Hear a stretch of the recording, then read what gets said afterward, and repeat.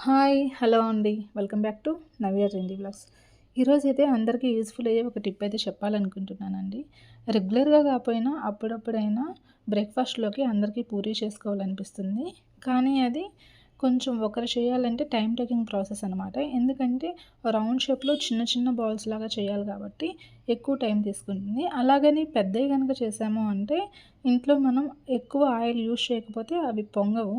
So, అలా కాకుండా ఏం చేయాలంటే దీన్ని పెద్దగా మనం చపాతీకైతే ఎలాగ రోల్ చేసుకుంటామో అలాగే రోల్ చేసుకోవాలి. ఇలా చేసుకున్న తర్వాత నేనైతే దీన్ని 4 పార్ట్స్‌గా డివైడ్ చేస్తానండి. ఇలా చేయడం వల్ల యూజెస్ అయితే 2, 3 ఉన్నాయి. ఒకటేంటంటే తక్కువ ఆయిల్ తోటి పూరి బాగా పొంగుతుంది. ఇంకోటి ఆ ఆయిల్‌ని మళ్ళీ మళ్ళీ యూజ్ చేయాల్సిన అవసరం ఉండదు. ప్లస్ టైం తక్కువ తీసుకుంటుంది పూరీలు చేయడానికి. ఎందుకంటే ఒక్క రోల్‌తోనే 4 పూరీస్ వస్తున్నాయి కదా! అండ్ ఇంకోటి పిల్లలు షేప్ మారడం వల్ల వాళ్ళు ఇష్టంగా తింటారు. ఈ షేప్ అనే కాదు మనకు నచ్చినట్లు ఏ షేప్‌లో అయినా మనం అప్పుడు కట్ చేసుకోవచ్చు. సో, చూసారు గదా!